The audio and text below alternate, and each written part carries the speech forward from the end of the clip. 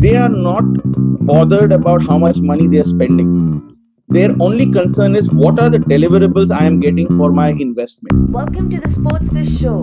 Today we have with us Mr. Bhairav, who is the co-founder and managing director of ITW Consulting Private Limited, specializing in crafting and executing multifaceted brand management solutions across sports, entertainment, and media. Bhairav is driving ITW's growth globally with sports conglomerates around the world. A few global brands include Motorola, Yamaha, MotoCorp, Renault, amongst others. Today we'll be speaking with him on sports commerce and sponsorship sales strategies. Let's dive into it.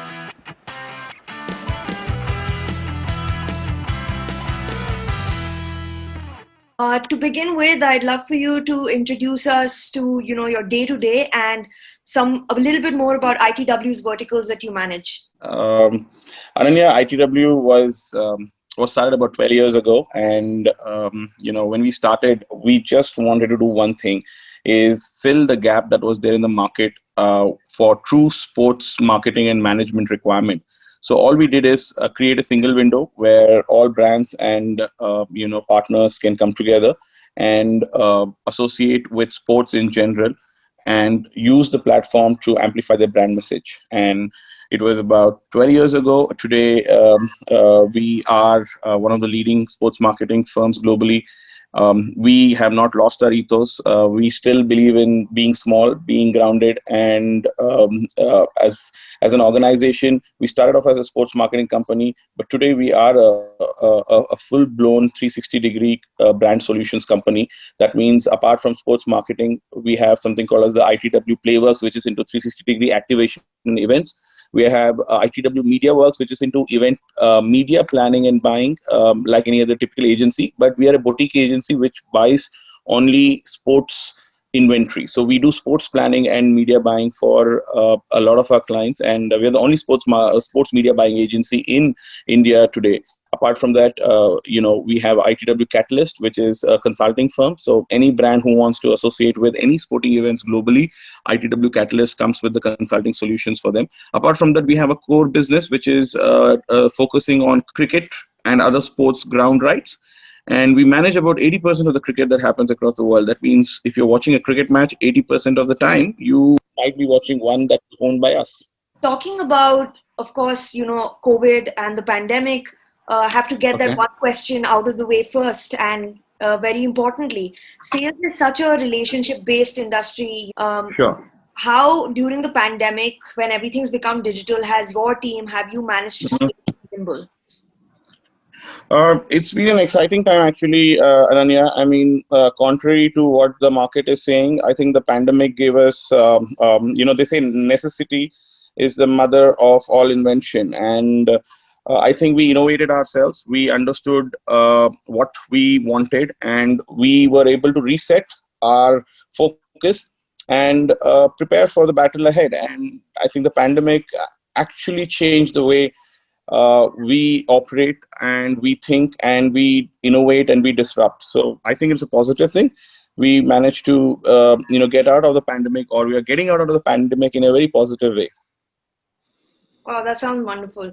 ITW managed to kind of double down by getting an influx of sponsorships for the IPL this year, this season 2020, on a very short notice, because the IPL itself got put together on a very short notice with all the uncertainties. How did, during this time where brands are being so cognizant of their spending, did ITW manage to absolutely nail it? Ananya, it's something which we always believe that it's all about supply and demand. So if there is a demand, then if the supply is less, brands tend to kind of want to associate with it. And IPL is an event which needs no introduction. This year, because 6 months there, we were out of no games, and we were blacked out of any sporting events.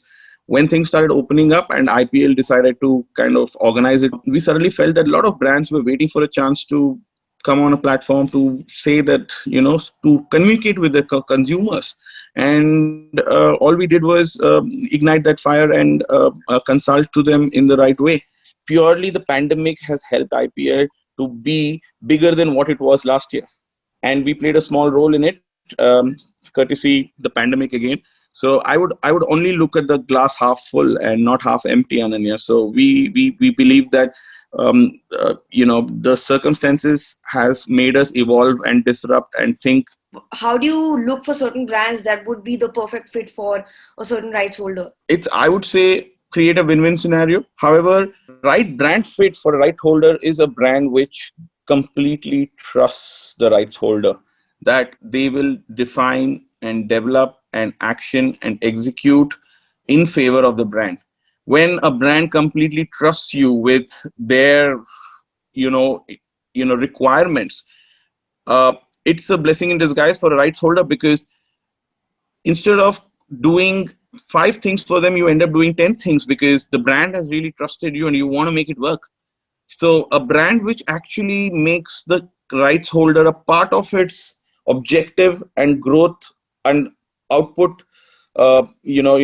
perspective is a preferred brand for us. And this IPL, luckily, all the 16 brands we got have been very, very, oriented towards understanding this business and trusting us. So we've been able to deliver more than what they expected. There's always been certain assets though that have kind of been overvalued and some have been undervalued, and I think the pandemic has Hmm. made that very obvious. So Hmm. how are now these brands or clients or marketers in general trying to get a bang for their buck? See, Ananya, there is a false perception in the market that the COVID times has reduced the rates. The fact is that rates have not reduced, rates have not increased, but they are at the same point where it was pre-COVID. Hmm. Now, everybody thinks that brands are spending money and associating with any big event because they are getting a good deal. Look at the deals that are closing. None of them are short-term deals. Why would a brand close a 3 or a 5 year deal during a pandemic if they wanted a good deal? They believe in the property. They believe that the property will deliver for them, and they feel that this is the right time for them to make the investment, because when the chips are down, everybody wants to come on the negotiation table, and maybe they'll get a little bit of a edge. But ultimately, I wouldn't say that the pandemic has made brands wanting to distress or offer low, but pandemic has actually made the brand a little conscious. I have seen all the brands, Ananya, they are not bothered about how much money they are spending. Their only concern is, what are the deliverables I am getting for my investment. Brands are ready to spend a little more even in the pandemic if the rights holder is ready to offer a, a win-win scenario for them in terms of activations, in terms of branding, in terms of outreach, in terms of positioning. I think if the right holder is ready to give them a little more, they're ready to pay a little more. So pandemic has not resulted in a loss for the sports marketing fraternity. Look at IPL, the 18% increase in viewership compared to last year. Look at where IPL is headed in terms, Hotstar is headed in terms of digital viewing. Look at way the product has evolved. When you watch an IPL match today, you forget that there was an audience and an audience is required. So again, necessity is the mother of all invention, and people invent when you are in a corner. Broadcasters have invented, channels have invented, digital OTT platforms have invented, everybody has invented, Ananya. And that is why I say that there is no bang for a buck, like you said. It is more about, can I use this opportunity to negotiate for better terms? Can I negotiate for better deliverables for the brand?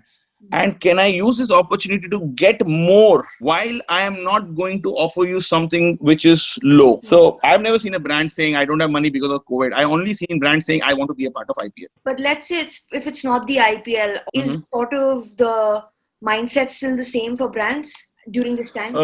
I'll be honest with you, when it is IPL or when it is cricket in general, the perception and the price parity has not changed. Okay. In fact, it is getting better.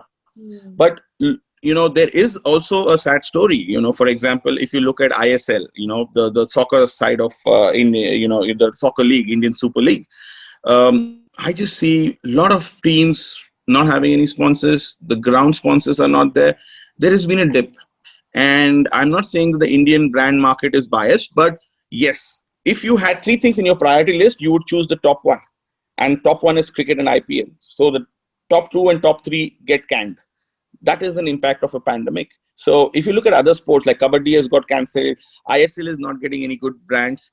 I won't say good brands. They're not getting the commercial interest that it had last year. It is all because of the pandemic. So in a way, when it comes to cricket, the pandemic is neutral. But when it comes to football in India or Kabaddi in India, pandemic has had an impact. So it's a tricky situation, Ananya, and it all depends on which sport are you talking about. That's very interesting. A very interesting point. Uh, so given that necessity is the mother of invention, and certain sports are going to be branded differently commercially as well. Mhm. Uh, and Mhm. sports in general has been pretty traditional in the way it's worked. So given that, is Mhm. there anything that certain properties can do to enhance their value during this time, or even otherwise, where they need to change kind of or evaluate business models, or look at their marketing from a different lens? Yes, I mean, industry-wise, it varies, and if you're a part of the digital startup industry, I don't see a problem with the pandemic. Your viewership has increased. If you're a part of an FMCG universe, your consumption has decreased because you don't have enough people in the stores. However, having said that, everybody has innovated, and sports is at the peak of this innovation globally. Look at La Liga, EPL, everywhere the matches are happening. The viewership is increasing. There are no fans in the stadium. They're talking to the fans at home. Look at what Star has done with IPL or BCCI has done with IPL. They are bringing the experience home. Brands no longer are missing the audience who are sitting in the stadium because that's just a small number. You're talking about 750 million people viewing IPL. So why are you worried about 40,000 people in a stadium? They have invented, they have reinvented, and ultimately sports is a television and a digital play. People are not missing the experience, and the experience is even better. So ultimately depends on which industry you're talking about if it has impacted the brands. But sports in general has innovated. Sports in general has come out of this pandemic, and sports in general will lead the post COVID stage when it comes to brand solutions and marketing. It will lead it to the next era. Yeah. Absolutely. How much role has data or does data play in sort of analyzing and measuring the success of a brand's relation with the rights holder, Mm-hmm. especially when it comes to renewals? Ananya, very good question, firstly. And my answer is going to be a little controversial. Okay. The reason I'm saying it's going to be a little controversial is data to track performance of a particular association is very key. And globally, people across sports brands follow it as a sacrosanct thing. You can't change what a data tells you. Indian market is a little special, that way. Data is consumed, data is used as a matrix to evaluate a particular property. If you look at the sponsorship market, it's not data that is ruling. In the sponsorship market, India still works on perception and experience. If the sponsor, if he is an entrepreneur or a homegrown brand, he gets 10 calls saying, "Hey, I saw your brand in this so and so match." He feels that it's a good investment. But if we submit a report saying that it was not a good investment, he still says no, it was a good investment, and vice versa. So I think data penetration in the Indian sporting evaluation industry is still catching up, especially when it comes to sports sponsorship. When it comes to TV, I think it's a vanilla way of looking at things. So anybody can advertise, and the ratings, how many people are viewing, so you put your ads in those channels. So I would say data plays a very important role when it comes to broadcast, television. Digital is evolving. People are yet to understand how digital works, especially when it comes to sports sponsorships. But when it comes to sponsorship, Ananya, it's a strange thing. It's still perception driven in India. Data has no role, and I hope that changes. We are trying to change the paradigm, but ultimately today a brand believes that he's got a good deal if while he's watching the match he sees more of his branding. But sometimes leagues have 60 to 70 brand matches. So what if in that particular match it was a slow game and the branding was a little less because the ball didn't move around, so the perimeter boards or the mats or any other visual elements were not seen because the match was slow. So if the match was slow, you were watching the match and you didn't see your brand, you feel that there is something wrong with the investment. But there are 59 other matches which would have delivered for you. So data is yet to be accepted as a benchmark in planning sports sponsorships in India or in Asia to be particular. But globally, data has already evolved as a preferred neutralizer to perceptions that a brand or a rights holder may have about their event. So yes, in India, sadly, data does not work. My last question for you would be, Yes. what is next for you? What is next for ITW, given the pandemic or post it? I wouldn't say it's the usual, but I think year on year, we are a small team and we keep enjoying what we do. So post IPL, we have a very hectic season. We have tons of cricket series placed across the world. I mean, I can just name it and go on and spend more time on your blog. But we have an action-packed calendar for the next 6 months. And apart from sports, I think the whole media buying and planning industry is evolving, and we are very excited to be part of this boutique industry. And we are not a group and we are not a big planning or media buying agency, but the kind of work we do, we are very excited about it. We have very few selective clients, and we enjoy that whole premiumness that we bring on the table. So it's an exciting 6 months ahead for us, Ananya. And we have the rugby season starting for us in South Africa, and we handle a lot of work with the Springbok. We do a lot of work with the Springboks. We have cricket going on.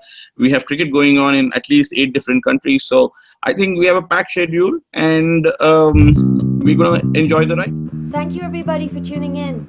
At the Sportsbiz Show, the aim is to get you the best interviews, trends, and tips from the world of sports business. It will be really helpful if you could subscribe and rate the podcast. This would go a long way in helping the show get discovered and add value to more sports biz enthusiasts and professionals like yourself. Please feel free to connect on LinkedIn or Instagram. Links will be in the description. Thank you, and until next time, keep the Josh high.